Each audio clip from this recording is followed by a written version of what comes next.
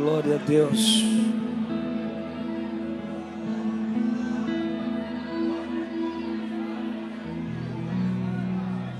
Glória, glória, glória a Deus.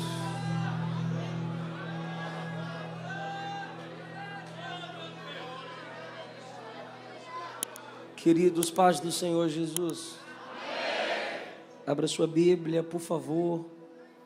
Evangelho segundo escreveu Mateus, capítulo de número 14. Pastor Moisés, missionária Michele, Mateus, nós amamos vocês. Muito obrigado mais uma vez pela oportunidade de estarmos juntos. Minha gratidão a Deus pela vida da Vigília Bom Samaritano, como também a Academia de Pregadores.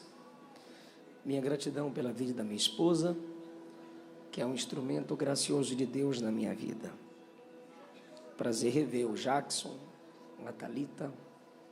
Muito obrigado pela vossa amizade. Samuel Messias, que Jesus continue te usando cada vez mais. Mateus 14.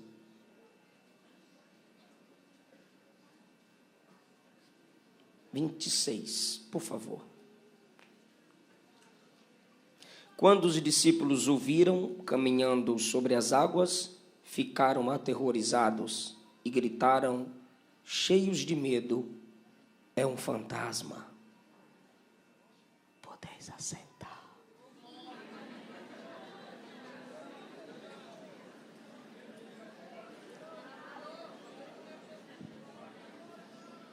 No capítulo 14,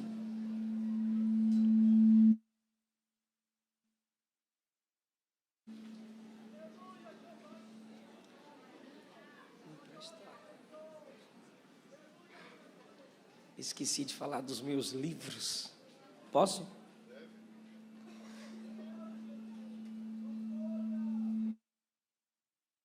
Minha vez. Bem na minha vez. Cada altura? Minha ou do som? Eu vou orar pelo sonopasta. Vem cá, vem, mata a mão na sua cabeça.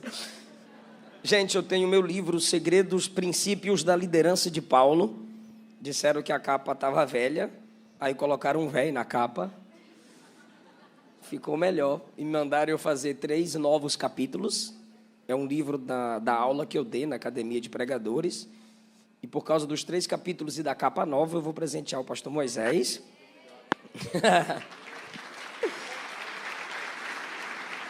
A cruz de Cristo.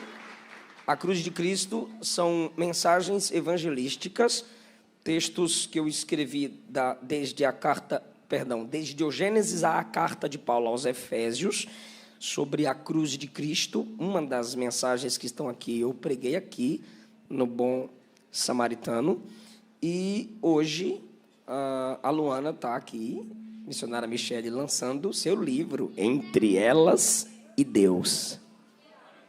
Cadê as irmãs? Glória a Deus. Entre Elas e Deus. Missionária Michele, do pastor Michele, a Luana entrega para ela, depois faz o Pix.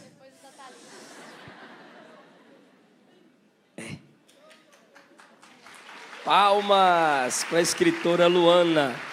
Luana é cantora, compositora, pregadora e escritora. Vai sobrar o que para mim? Nada. Queridos, no Evangelho segundo escreveu Mateus capítulo 14, temos a narrativa de Jesus instruindo os discípulos a atravessarem para o outro lado. Lá eles tinham propósitos a cumprir. Enfermos foram curados, a partir do versículo 34, e a presença de Jesus foi impactante depois que eles experimentaram o seu agir em meio à tempestade e no acalmar da tempestade. Esse texto está conectado ao Evangelho de João, no capítulo 6, quando Jesus ordena que eles entrem no barco e atravessem ao outro lado, enquanto Jesus despedia a multidão. Jesus, despedindo a multidão e ao mesmo tempo despedindo os discípulos, está fazendo com que os discípulos vencessem uma tentação.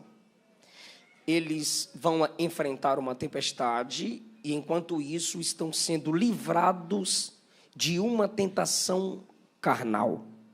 Quando eu digo tentação carnal, é na linguagem paulina. Todo desejo interno de ter todo tipo de liberdade, nenhuma restrição. Aquele desejo em nossa natureza humana de mandar, comandar, está sobre tudo e sobre todos. Por que eu digo isso? Em João 6, estão tentando levar Jesus a rei. Estão enxergando Jesus como uma autoridade política que pode derrubar o Império Romano. Jesus, sabendo disso e vendo essa intenção na multidão, ele envia os discípulos que entrem no barco e enfrentem uma tempestade. É melhor enfrentar a tempestade dentro da vontade de Deus do que subir num trono pacífico fora da vontade de Deus. Jesus sabia da tempestade, ele estava no controle da tempestade. Vocês acabaram de cantar, eu não perdi o controle, não. Quando ele envia os discípulos a entrarem no barco e atravessarem, eles foram, como eu já disse e repito, livrados dessa tentação. Os discípulos, pastor Moisés, escapam da tentação de confirmarem o desejo de tornar Jesus um líder político, enfrentando a tempestade. Existem tempestades, existem vendavais, existem dificuldades, existem momentos difíceis das quais queremos ser livres, nas quais ou das quais Deus não nos livra, porque elas mesmas já são um livramento. Existem lutas, existem batalhas, existem desafios, que é melhor estar ali com Deus, sendo testado por Ele, provado por Ele, caminhando com Ele, chorando na presença dEle, do que na largueza desse mundo, usufruindo dos prazeres da carne. Então existem limites que Deus me estabelece, porque Ele está projetando uma nova porta ou um novo livramento. Em meio à tempestade, eles estavam escapando de um projeto fora da vontade de Deus. Como que Jesus escapa, então, dessa mesma tentação? Eu disse que Mateus 14 está conectado a João 6, onde estavam tentando consagrar Jesus a rei político. Os discípulos também tinham essa visão terrenal e política a respeito de Cristo. Para isso, Jesus os envia. Para livrá-los disso, Jesus os envia para o barco e enfrentarem uma tempestade. E como Jesus é livrado disso? Como Jesus escapa de tal tentação? Ele era verdadeiramente homem, verdadeiramente Deus. Sendo verdadeiramente homem, como diz o texto bíblico, em tudo ele foi tentado. É por isso que ele não nos ajuda em nossas fraquezas por teoria. Não, ele nos ajuda em nossas fraquezas porque ele sofreu na pele, ele sentiu na alma tudo aquilo que nós sentimos e enfrentamos nas tempestades da vida. Como que Jesus escapou daquela tentação? Como que Jesus venceu aquela proposta que não fazia parte de seu propósito original? Versículo 22 de Mateus 14. Quando ele insiste com os discípulos que voltem ao barco e atravessem ao outro lado do mar enquanto a multidão é despedida. Depois de mandá-los, a multidão para casa, Jesus subiu sozinho ao monte a fim de orar. Isso aqui ainda é de dia. Quando anoiteceu, ele estava ainda ali, onde? No monte, orando sozinho. Enquanto isso o quê? Enquanto ele está orando. Marcos, narrando a mesma história, diz que do monte Jesus via os discípulos no meio da tempestade. Quem ora tem uma visão mais abrangente. Quem ora escapa das tentações que vêm para derrubá-lo. Perceba, por favor, junte comigo, Mateus 6. Não nos deixe cair em tentação. João 18, quando Jesus diz: o espírito está pronto, a carne é fraca. Então vigiem e orem para que vocês não caiam em tentação. Se você não começar por João 18, você não consegue ter o escape de Mateus 6. Repito, o espírito está pronto, João 18, a carne é fraca, João 18, vigiai, João 18, e orai, para que não entreis em tentação. Mateus capítulo 6, não nos deixe cair em tentação. Agora junte os processos. Se você não vigiar, você não vai orar. Se você não orar, você vai entrar na atmosfera, no ambiente da tentação. E porque não vigiou e não orou, você entrou no ambiente da tentação. E porque não vigiou, não orou e entrou no ambiente da tentação, você vai cair em tentação. Você só não vai cair em tentação se você não entrar. Só que você só não entra se você orar. E você só ora se você vigiar.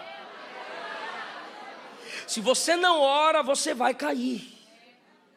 Se você não ora, você vai viver na prática do pecado. Se você não ora, você vai ceder às pressões da vida. Se você não ora, tu não és imitador de Cristo. A única ponte que conecta a sua fraqueza ao poder de Deus é a oração. O único caminho que te leva ao trono da graça é a oração. Jesus então envia os discípulos para o barco para enfrentarem a tempestade, para serem livrados de uma tentação. E Jesus escapa de tal tentação orando. Sozinho. Sabemos que nossas maiores guerras são no secreto. E quem vence de joelho é óbvio que vai vencer de pé. A oração é quando você venceu a si mesma. É quando você venceu a si mesmo. Oração é altar que nos esconde. Enquanto o púlpito é vitrine, o quarto da oração é o seu secreto com Deus.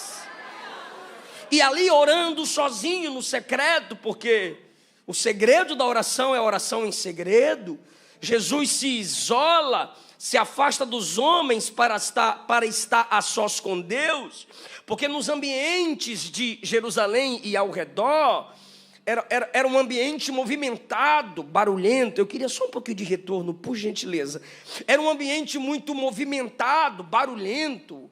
Cavalos dos romanos, para lá e para cá, os feirantes, as pessoas que viajavam em grupo. Então Jesus se isola para estar a sós com o Pai. Longe dos homens, perto de Deus. Distanciado dos homens, a sós com o Pai. E ali no seu processo de orar, anoiteceu. E os discípulos no meio da tempestade, no meio do mar, no meio, lutando. Versículo 26 diz que eles lutavam, 24, eles lutavam contra as ondas, pois um vento forte havia se levantado. E agora já não é mais tarde, já não é mais simplesmente noite, são 3 horas da madrugada, lutando contra as ondas, barco quase afundando. Lá vem Jesus. Aquele que sozinho orou, agora está indo ao encontro da igreja. Aquele que estava isolado, orando, sozinho, sabe. Por favor, escute. Aquele que está isolado, sozinho, orando, sabe que de nada adianta eu orar só para ficar só. A minha oração no secreto me projeta para a coletividade. Projeção de santidade que te isola não é santificação, é satanização. Quem não me quer na comunhão com os irmãos não é meu Deus, não é Jesus. Ainda que eu seja convidado à oração no secreto, ainda que eu seja chamado a estar a sós com Deus, Ele não me manterá ali. Ele me enche no secreto para que na coletividade eu seja uma bênção com e para os meus irmãos. O Jesus que orou sozinho enfrenta a tempestade para estar com os seus. Se fossem alguns que a gente conhece, não, Deus me quer sozinho, porque toda vez que é para eu me juntar à igreja, juntar à congregação, ficar perto do povo, tem vento, tem tempestade. Então é melhor ficar na minha, eu aqui e tu lá. Mas não, Jesus ora, está a sós com o Pai e enfrenta a tempestade para cuidar, estar junto dos primeiros membros de sua grande igreja. E agora, quando ele está vindo, 12 machos dentro de um barco, vendo alguém andando sobre as águas, os camaradas começaram a tremer. E imagine, 12 homens no barco, é um fantasma. Olha o fantasma. 3 horas da madrugada, barco balançando, vento soprando, o mar bravio e as ondas numa grande tempestade são semelhantes às nossas dificuldades nessa vida. Quais? As ondas na tempestade é assim, vem uma onda, quando essa acaba, já vem outra. Vem uma dificuldade, vem uma prova, vem a luta e você está agradecendo, o telefone toca. Joelho no chão de novo e lutar de novo. Joelho no chão de novo e lutar de novo. Então as ondas estão embravecidas, o vento está soprando e os camaradas tentando se segurar ali nas madeiras que há no barco e o fantasma está vindo. E agora, enquanto a gente tenta escapar com vida, a gente não pode escapar de um fantasma que está vindo na nossa direção.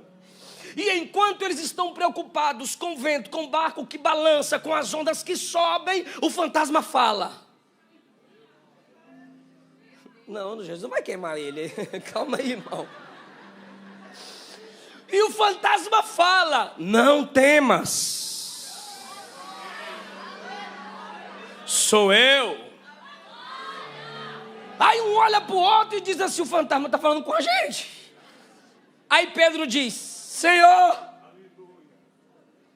se és tu mesmo, a noção fantasmagórica está se esvaindo. Senhor, se é tu mesmo, como Pedro, no vento desse tu ainda pensa que é o Senhor? Se és tu mesmo, me manda aí.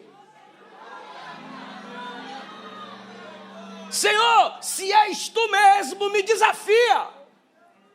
Se és tu mesmo, me chama para perto. Se é ele, ele vai chamar eu. Quer ver? Vem. Eu vou mesmo. Vem. E ele desce do barco. Por que Jesus diz não tema, sou eu? Porque primeiro ele quer acalmar a tempestade no coração deles, para depois acalmar a tempestade do lado de fora. Vem. Vindo, Pedro está se aproximando de Jesus. E não pense que estava essa paz. Está tudo balançando. Senhor, se é tu mesmo, manda eu ir ter contigo. Vem. Só que Jesus continua andando. Ele não corre, ele nunca corre. Porque a tempestade que me afeta, que me atribula, não atribula ele. Como ele está acima das águas, ele está mostrando que todo o mar bravio está literalmente debaixo de seus pés. Está tudo balançando, e Pedro, eu estou indo, e Pedro desce do barco, e Pedro desce do barco, e eu estou indo, e Jesus diz, vem. E quando ele tenta andar, não sei quantos passos, se eu manter o microfone aqui, não vai baixar, não? É, porque eu fico afastando que eles baixam quando eu encosto, vai não? Fechou. Aí, enquanto ele está indo, está tudo balançando, ele começou a afundar. Quando ele começou a afundar, ele gritou. gritou de novo. O primeiro grito foi: se és tu, me manda ir ter contigo. Ainda tem uma dúvida se é um fantasma. Aí Jesus, para tirar a noção fantasmagórica, ele diz: vem. Aí Pedro vai, que ninguém conhece Jesus sem enfrentar tempestades. Aí ele vai. Quando desce do barco e vai ao encontro de Jesus, ele começa a afundar. Quando ele começou a afundar, ele gritou de novo no 30: Senhor, me salva. Versículo 31, na mesma hora, no mesmo instante, imediatamente, Jesus já estava segurando na mão. Meu Deus, isso é assustador. Pelo menos para mim. Ele acabou de descer do barco. Tô indo. Quando ele diz tô indo, que ele começa a afundar: Senhor, estou afundando. Jesus já estava segurando na mão. Que tens, homem de pequena fé. Aleluia! Naquele momento que Jesus o segura na mão, Jesus o exorta: sua fé é pequena.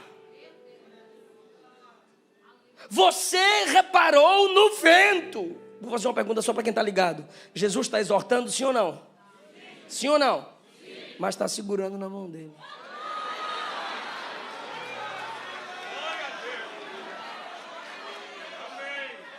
Você não pode me repreender com a verdade se não estiver disposto a me segurar com o amor. E segurando na mão, Jesus diz: que tens, homem de pequena fé? Por que você duvidou? Jesus não deixou nem Pedro responder. Vem! Vou fazer uma pergunta e a resposta é positiva. Não me estresse, o vento está soprando, sim ou não? Sim, não acalmou não. Não acalmou nada. Pedro está com a mão, Jesus está segurando na sua mão. Jesus o levanta, o vento está soprando, o mar está bravio. Olha o 32, quando entraram no barco, o vento parou. A maior necessidade ali não era a paz da tempestade, mas a presença dele no barco. Pois a tempestade acalma quando no barco ele entra. Então, quem está sofrendo com o vento que sopra, quem está sofrendo com o mar bravio, o que deseja? Acalma isso. Repreende logo. Gere a paz externa. E Jesus enfrenta a tempestade, como diz o profeta Naum, ele faz o seu caminho em meio à tormenta. Ele entra no barco e só quando ele está dentro do barco, o vento para. E aí a imagem fantasmagórica se apaga da mentalidade deles. E disseram: verdadeiramente tu és o Filho de Deus. As tempestades são inevitáveis, sendo você crente ou não, rico ou pobre, grande, pequeno, a tempestade vai te alcançar. Vai. Elas são imprevisíveis, você pode fazer seus planos para se proteger, usar a sua capacidade intelectual e suas influências para isso. Faça isso, se esforce, a fé não anula competência, inteligência de se autoproteger, mas as tempestades são imprevisíveis. As tempestades também, elas são inadministráveis, perde-se o controle, mas é nesse momento, como disse o grande Billy Graham, quando você chegar no seu fim, você entra no começo de Deus. E elas também são pedagógicas, por quê? Porque aqueles que começaram dizendo é um fantasma, terminaram dizendo é o Filho de Deus. As tempestades ensinam, as dificuldades nos instruem. Mas nós lemos um versículo, e é baseado neste versículo que eu quero pregar. Jesus não é um fantasma. Quantas e quantas bênçãos a gente perde porque nos falta uma clara percepção das coisas. Quantas vitórias deixamos de alcançar porque nossas visões a respeito de Cristo, do reino e da palavra estão embaçadas. Imagine comigo, depois dessa história que eu lhes contei, se haveria uma consolação maior para aqueles que enfrentavam a tempestade, ver o seu mestre vindo sobre as ondas, se manifestando como Senhor da terra e do mar. De onde viria um consolo maior do que esse? Mas porque eles não conseguiram enxergar de maneira clara quem era que estava vindo ao encontro deles, por causa dessa falta de percepção, eles perderam uma oportunidade de consolação no meio da tempestade. Porque não conseguiram enxergar de modo claro quem estava diante deles. É sabido de todos aqui que é a obscuridade da nossa visão, de nossa percepção, que acaba transformando nossas consolações em fontes de medo. Se enxergássemos as coisas como Deus quer que enxerguemos, seríamos mais consolados do que atribulados. Jesus, caminhando sobre as águas, deveria fazer com que os discípulos lançassem fora o medo. Jesus, andando sobre as águas, deveria fazer com que eles pulassem de alegria, mas eles confundem Jesus com um ser fantasmagórico. Eles confundem Jesus com fruto da própria imaginação. Já que estamos numa cova em meio ao mar, já que estamos descendo os abismos da morte, o que nos faltaria já está completo: um fantasma. Eles se encheram de horror, por favor, fica comigo. Eles se encheram de horror com aquilo que deveria gerar neles exultação. Só o Espírito Santo pode ungir os nossos olhos com o colírio do céu para enxergarmos Cristo como de fato Ele é. Só a excelência da fé servirá como um telescópio que traz Cristo para perto de nossa visão, nos fazendo enxergar do modo que Ele quer ser enxergado. Primeiro ponto que eu quero apresentar a vocês aqui é: erramos, e quando digo erramos, não estou falando da igreja em si, estou falando de nós como seres humanos. Erramos ao fazer de nossos fantasmas o nosso Cristo. Os homens tornam seus fantasmas no seu Salvador.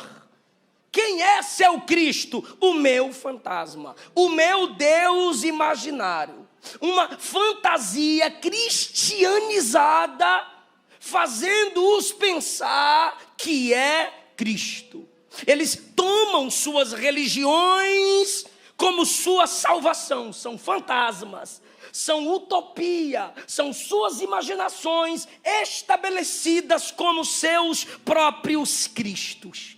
Eles não estão salvos, mas eles pensam que estão. E no dia do juízo, eles vão perceber que ao invés de convertidos, foram apenas pessoas iludidas e não de fato convertidas. Pois o verdadeiro Jesus não é conhecido deles.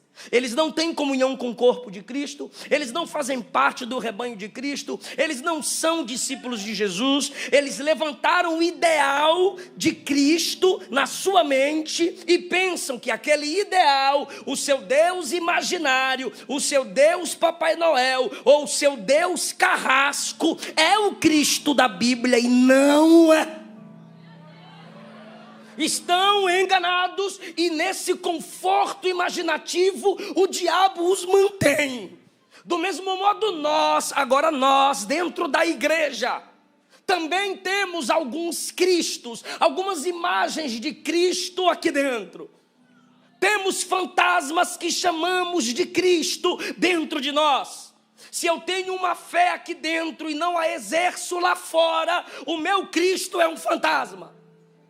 É um ser fantasmagórico, eu o criei, eu o inventei. E dentro de mim, eu estou no exercício de Jeremias 7. Ó templo do Senhor, ó templo do Senhor. Glória só no templo, sentir a presença só no templo, adorar só no templo, templo, templo. Eu criei essa imagem do Cristo cultico, mas não de uma vida cultica. Eu reduzo minha vida cristã a 2 horas de culto, glória a Deus, aleluia, amém, lamanaia. Antigamente, a Assembleia de Deus cantava musiquinha, e eu gostava, principalmente no círculo de oração das irmãs. O que viestes fazer aqui, eu vim para adorar a Deus. Aí agora temos que fazer a pergunta: o que tu vai fazer depois daqui?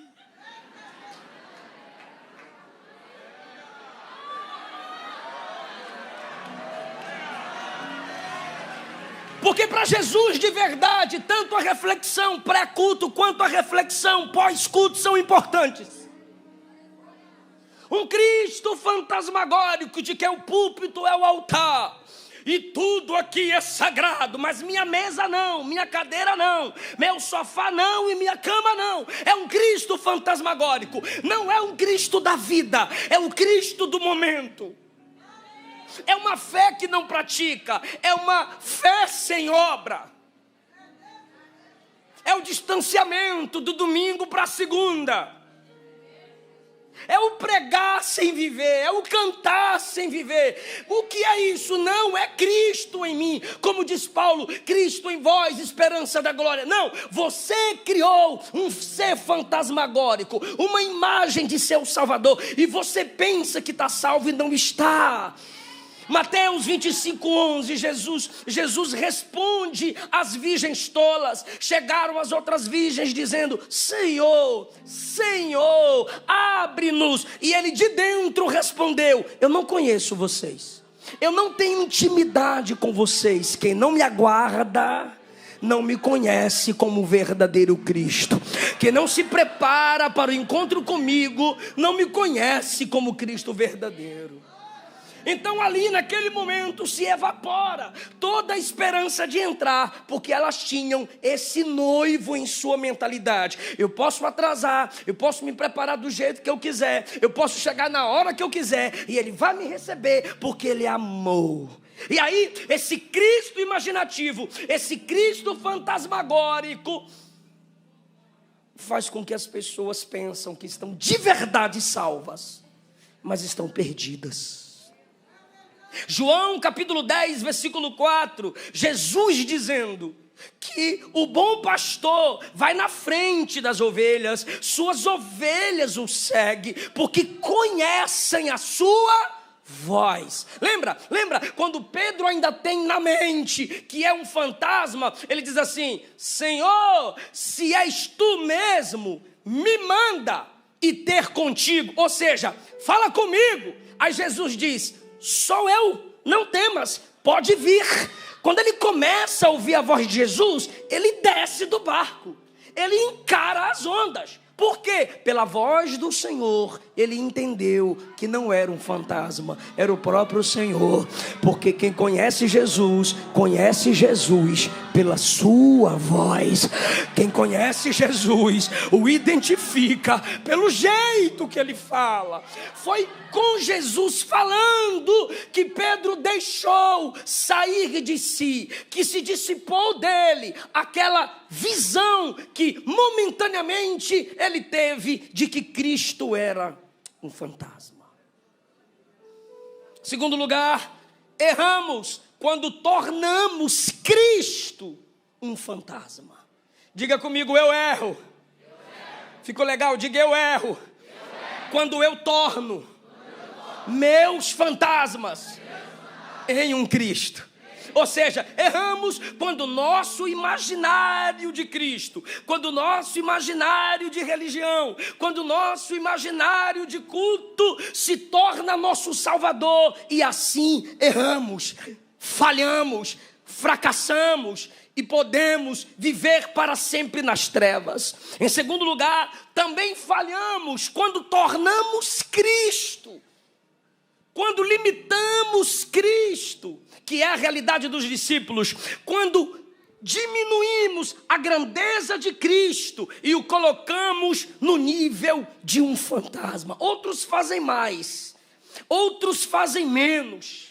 Com frequência, de que modo a gente torna Cristo um fantasma? Primeiro, em relação aos termos do pecado. O que Jesus e os apóstolos falaram sobre o pecado? A minha geração, não vou generalizar, não toda a minha geração, mas muitos que fazem parte dela, estão querendo tornar doce aquilo que Jesus e os apóstolos disseram que é amargo. Estão querendo dizer que é utopia nossa, que é invencionice pastoral, a realidade da depravação total. Estão querendo dizer que pecado não é essa ofensa como os puritanos, reformadores e avivalistas e conservadores pregam. Não é tudo isso. São simplesmente manipulações da religião. São métodos de pastores religiosos que desejam te escravizar. Não. O pecado é real. E quando Deus nos torna convencido dele, é aí que ele nos parece mais real. E de fato, o pecado não é simplesmente uma ofensa imaginária. Ele nos distancia de Deus. Ele entristece Deus. Ele quebra a nossa comunhão com o corpo de Cristo. Ele nos arranca da comunhão santa e preciosa com o Espírito Santo. Nossa ofensa não é imaginária, não. A ira de Deus contra os pecados da humanidade não é imaginária. A mancha do pecado não fica na superfície da pele. É como lepra, ela subsiste e penetra profundamente dentro de nós. Não é imaginação pastoral. Quando Deus me faz enxergar meu pecado, quando Deus me faz enxergar meu fracasso, quando Deus abre os seus olhos para a sua fraqueza, para os seus deslizes, você sabe sim que o Espírito se entristeceu.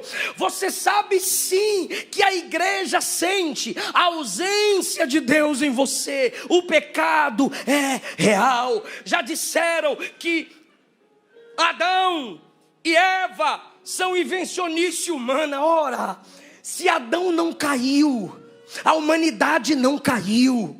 Se Adão não caiu, o pecado não entrou no mundo. Se o pecado não entrou no mundo, a morte não passou a todos os homens. Se a morte não passou a todos os homens por causa do pecado, para que Jesus veio?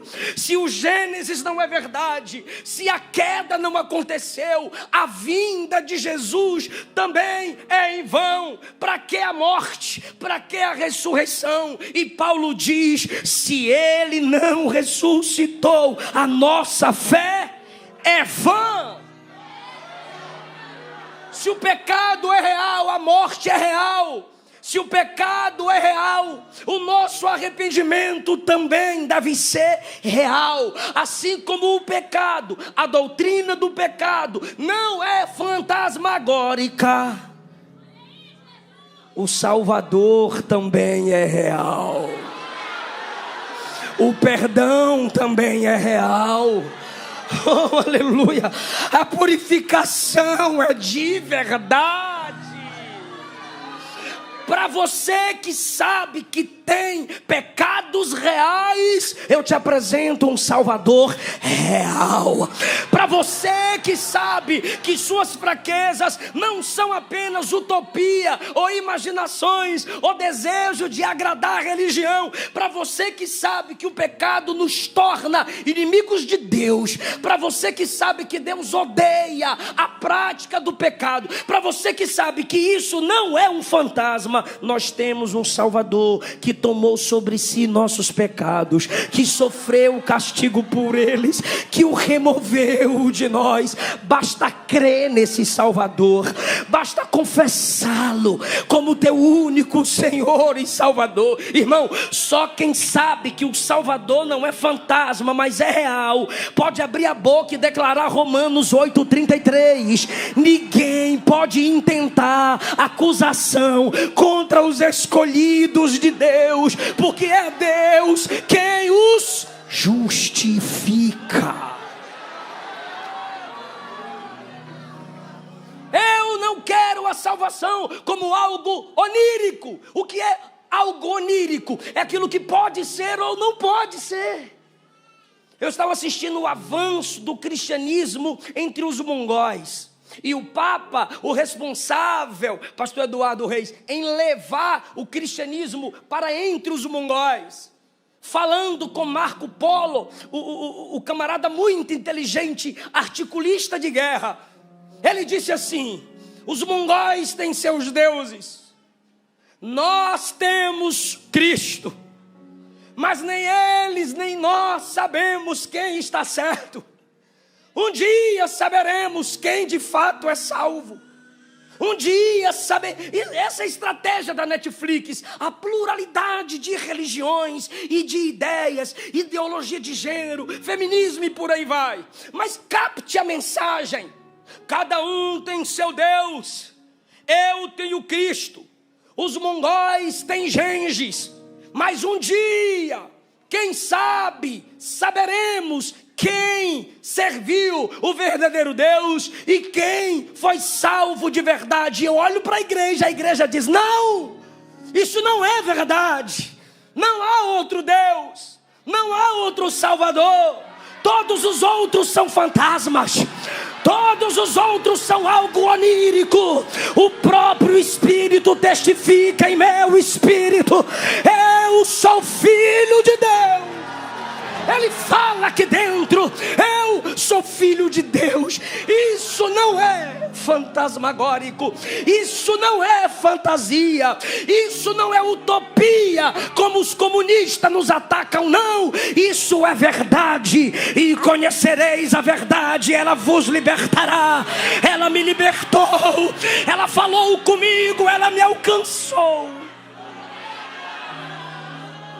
Não torne Cristo e suas doutrinas em um fantasma. Não enxergue a cristologia como algo fátuo. Sabe o que é um fogo fátuo? Aquela luz que aparece geralmente à noite, vindo da combustão de gases provenientes da decomposição de matérias orgânicas. E quando você chega perto, você percebe que é um fogo falso, uma luz passageira, um falso brilho, fantasmas que brilham. E alguém diz assim: o que é isso que passa tão rápido, que quanto mais eu me aproximo, eu percebo que foi engano? Isso não é evangelho. O evangelho é real. O meu perdão foi real. Fala, irmão, fala: eu fui justificado de verdade. Ele gritou: está consumado, está pago. Não é pelo que eu faço, é pelo que Ele fez. Eu só tomo posse. Eu creio, Ele faz em mim. Isso é graça. Lamente seu pecado, lamente. Chore pelo seu pecado, chore. Que isso aconteça até o dia do arrebatamento. Lamente, chore, se humilhe diante de Deus. Mas nunca permita que o lamento do pecado te cause arrependimento demais, ao ponto de você se esquecer de que um preço foi pago. E o Pai aceitou o sacrifício do Filho. Pastor, você tem certeza? Tenho. Pastor, qualquer pecado Fora a blasfêmia contra o Espírito, que a parte, isso também deve ser explicado, porque tem gente que pensa que blasfemou contra o Espírito e não blasfemou. E uma das provas de que você não blasfemou contra o Espírito é a sua preocupação de ter blasfemado. O blasfemo não está nem aí para Jesus. Quem pensa que pecou e não blasfemou, ainda fica preocupado. Se eu preciso aprender mais, será que foi isso que eu fiz? Agora o blasfemo, ele rejeita qualquer tipo de explicação. Ele rejeita tudo que se diz sobre Deus, graça, libertação e transformação. Não importa o tamanho, a profundidade do pecado, meu Salvador não é um fantasma. Seu sacrifício foi completo, sua obra foi completa, irmão. Eu sinto a presença dele quando eu falo isso. Se o meu Salvador não perdoa meus maiores erros, minhas maiores falhas, ele deixou de ser Cristo e se tornou um fantasma. Sendo assim, ele é menos crível, menos Deus e menos adorável. Mas a cada dia cresce meu amor por ele. A cada dia cresce o coração, no coração, o amor daqueles que servem a ele é de verdade. Deixa eu fazer uma pergunta retórica, não precisa responder. Pedro se imaginou afundando ou ele de fato estava afundando? Ele estava afundando. Logo, o seu pecado não é imaginação. O pecado é isso mesmo. Segunda pergunta: Pedro imaginou Jesus segurando na mão dele? Ou de fato Jesus segurou na mão dele? Não, é para responder. Pedro só imaginou Jesus segurando em sua mão, ou de fato Jesus segurou na mão e o puxou? Então, assim como o seu afundar não foi imaginário, foi real, nossas quedas também não são imaginárias, são reais. Mas assim como de fato, de verdade, realmente, claramente, Jesus o levantou, meu perdão é de verdade, minha santificação é verdadeira, e eu não abro mão disso. Pode o vento soprar, podem acusar, podem caluniar, podem anular seu nome e te rotular. Jesus apaga o rótulo, apaga o passado, te chama pelo nome e escreve o seu nome no livro da vida. É real.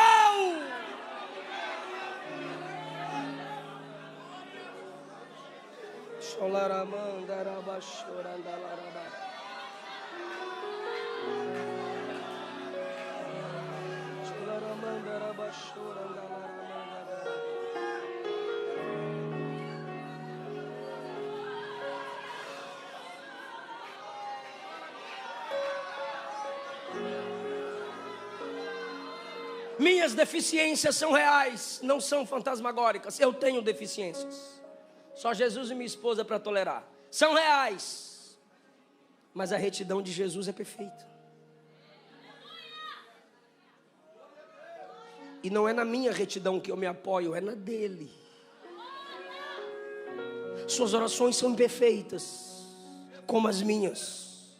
Só que as orações de Jesus são perfeitas. Filhinhos, não pequeis, mas se pecardes, temos um advogado junto ao Pai, Jesus Cristo justo. Minhas orações são falhas. Às vezes elas podem até ser fracas, mentirosas, humanas, carnais, materialistas, mas as deles são perfeitas. O pecado nos corrói, nos corrompe. Sabemos que merecemos o juízo, mas nele não há pecado. Então é nele quem devemos confiar. Seus méritos são eternos. Ele é o nosso representante. Não torne seu Cristo um fantasma. Ele perdoou? Perdoou. Mas minha consciência pesa tanto. Eu não consigo cantar mais. Não consigo pregar mais. Para de chamar Jesus de fantasma.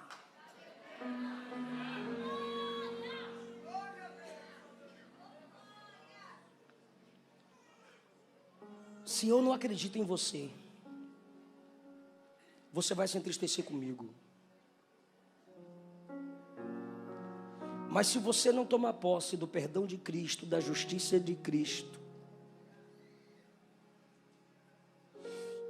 e se auto-desanimar, se autodestruir, se auto-anular, você está entristecendo Cristo. Então aí já não é culpa de ninguém, a culpa é sua. É você quem está anulando a justiça de Cristo declarada a você. Somos indignos, mas no Filho amado que é Cristo somos aceitos. Não torne essa verdade embaçada. Não estabeleça Cristo conforme sua própria concepção. Não grite de terror, como se Ele pudesse ajudar os outros e não ajudar a você. Como se Ele pudesse perdoar outros, santificar outros, moldar outros e não a você. Não. Porque eu sei que tem gente aqui, igualzinho os discípulos estavam naquele dia. O que, pastor? O barco é real. Olha as madeiras rangendo. O mar é real. Olha as águas entrando no barco. Os ventos são reais. Olha aí o nosso rosto sendo solapado, açoitado pelo vento. O desconforto é real. O barco balança, está frio, o perigo é real, é tudo real. Aí quando chega Jesus, não é real, é fantasma. É assustador. Seu problema é real. A palavra do médico é real. A vergonha foi real. A exposição foi real. Mas parece que Jesus é fantasma. Por quê? Porque você não fala dele. Você não canta para ele. Só fala da dor, da luta, da angústia, da calúnia, do inimigo, daquele, daquela. Tá tudo real. Só Jesus que não é real. Cadê teu Deus que te chamou? Cadê o Cristo que te salvou? Nunca mais você cantou para ele. Nunca mais você falou dele. Você está tornando mais real a sua dor que é real, suas angústias que são reais. Mas cadê o mestre? É o fantasma. Deixa eu dizer uma verdade. Tudo ali que parecia ser real para eles, poderia ser ilusão, menos aquele que eles chamaram de fantasma. Sabe por quê? Porque a madeira do barco já passou, o vento acalmou, até eles já passaram, mas aquele que eles chamaram de fantasma é Cristo que reina eternamente, soberanamente. Ele é Deus, Ele é autoexistente, tudo pode ser ilusão, menos Ele. Então foca no que de fato é real.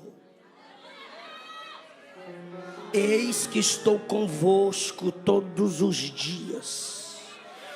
Não é questão de crença ou não, é garantida. Ele ressuscitou, ressuscitou. Ele venceu a morte, venceu. Então é real. Eis que estou convosco todos os dias, até a consumação do século.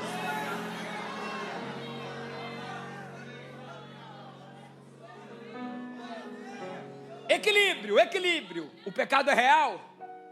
Me estressa não. O pecado é real? Sim. Ofende a Deus ou não? Sim. Nos fere ou não? Sim. Equilíbrio. Bora pro equilíbrio. O pecado é real, mas o perdão? Sim. Purificação? Sim. Mantenha esse equilíbrio. Não foque só no barco. Não foque só no seu afundar. Pastor, eu afundo, mas ele te toma pela mão. Não toma? Toma sim. Pastor, eu tenho fraqueza. Sim, mas o poder dele se aperfeiçoa na sua fraqueza. Sim. Mantenha o equilíbrio. Sofrimentos são reais. Sim. E o consolo também.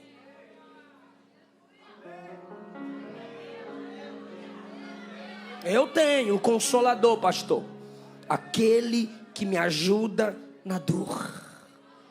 Ah, se não fosse Deus. A morte. E eu encerro. É real?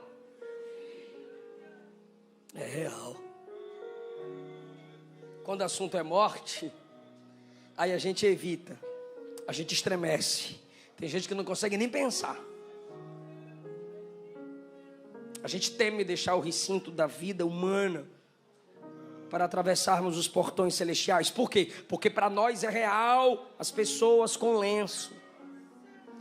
É real as pessoas de preto. É real o caixão. É real a saudade. É tudo real. Mas tem outra coisa que é real também. Tem guardiões angelicais ao redor do leito, esperando o momento para te conduzir à eternidade. Tem outra coisa que é real, Ele te recebendo de braços abertos. Tem outra coisa que é real, você vai rever amigos e irmãos. A gente vai pisar nas ruas do céu. A gente vai abraçar Abraão, Isaac, Jacó, Davi. A gente vai abraçar Jesus. Tem outra coisa que é real. Quando o arcanjo trocar a trombeta, a nossa alma virá com ele e o corpo do pó ressuscitará. Meu Deus, ressuscitados, transformados, glorificados.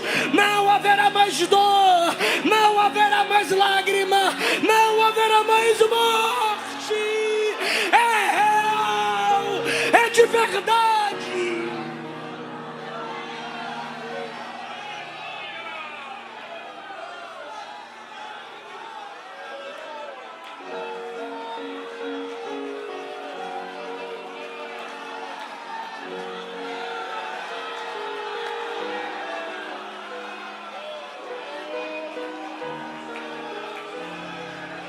Alguém já me disse, pastor Eliseu, não tenha vergonha de pedir o povo para adorar. Tu é pentecostal, então tá bom, levante a mão e adore. É real, é bom glorificar, é real. É bom glorificar, é maravilhoso, é real. É real o seu passado de dor e de vergonha, mas é real, Ele te lavou, te purificou. Pastor, mas eu caí de novo, verdade, mas dá para levantar de novo, dá para atravessar de novo, dá para chegar mais longe. É real.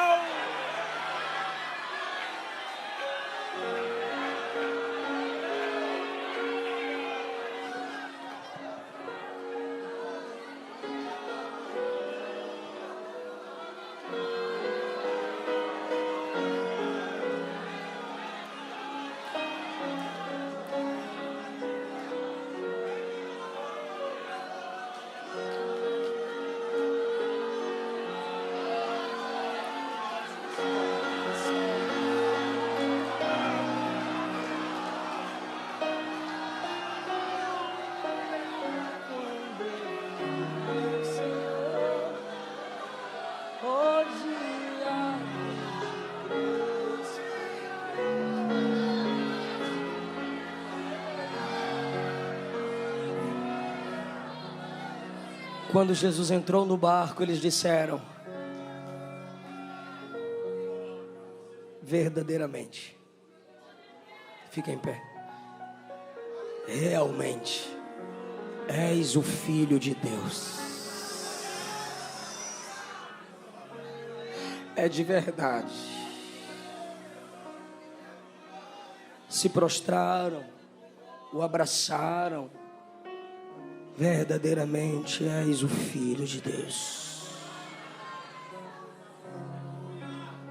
E chegaram onde Jesus queria que eles chegassem.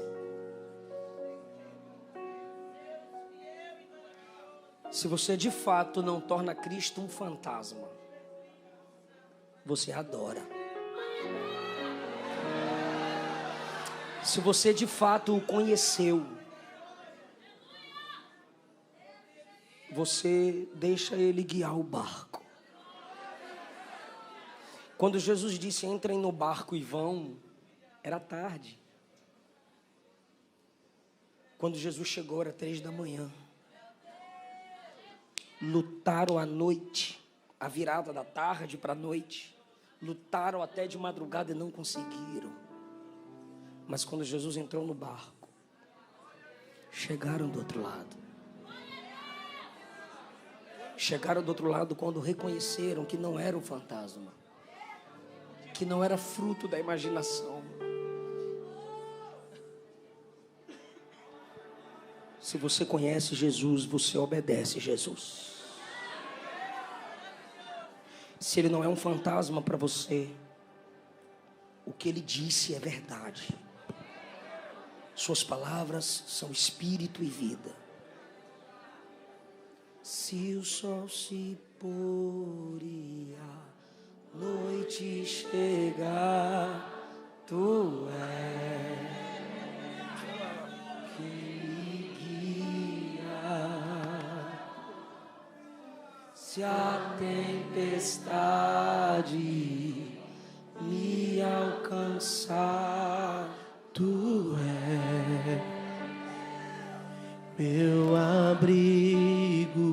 Se o mar me submergir, a tua mão me traz a dor, não pra respirar, e me faz andar sobre as águas.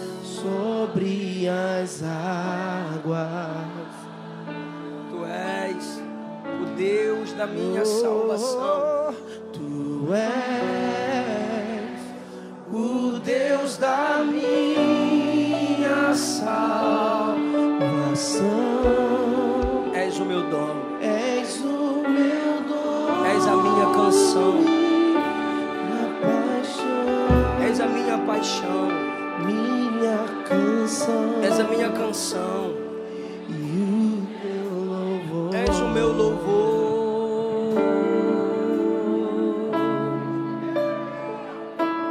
Onde está você que se afastou do Evangelho? Onde está você que nunca se entregou a Cristo como seu único Senhor e Salvador? Você se entristeceu com a igreja e virou as costas. Te feriram de verdade. Te frustraram de verdade. Mas de verdade, para feridas reais há um remédio real aqui. E é a igreja quem te convida. Volta para papai hoje. Você que nunca entregou sua vida a Cristo, mas hoje, aí dentro, você está com vontade de ser crente. Se o pai está te atraindo,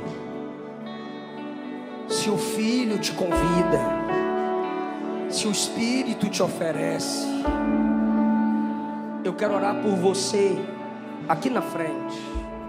Se você puder, saia do seu lugar. Deixa a gente orar por você.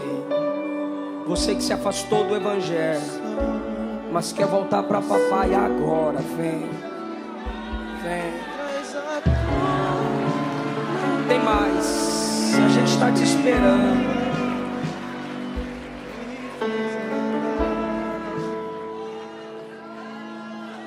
Tem mais. Venha que a gente ora por você.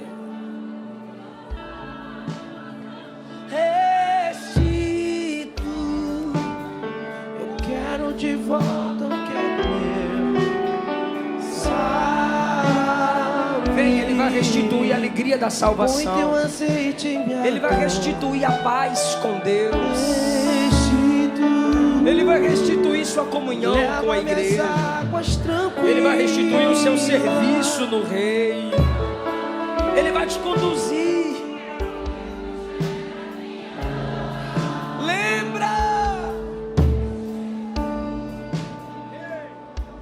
Lembra do quanto Ele já te usou.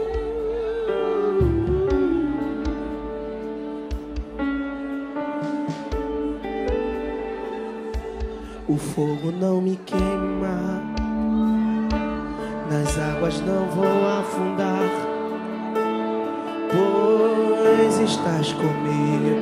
Que coisa linda! Não estou sozinho. Se com teu coração creres e com tua boca confessares que o Cristo ressuscitado dentre os mortos é o Senhor, serás salvo.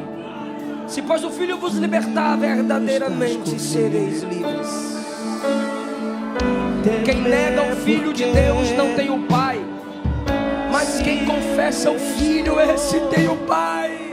Guardado por quem nunca perdeu batalha. Seu nome é Jeová Jireh.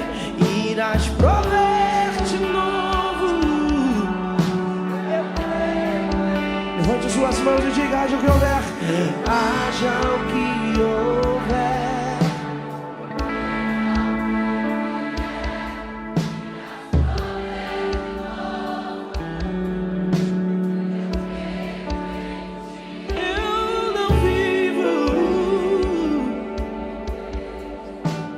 Eu vivo do que creio, irás prover de novo.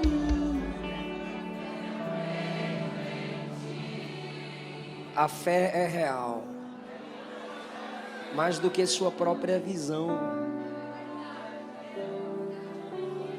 Ela é a prova daquilo que não se vê. Ela é a certeza daquilo que se espera.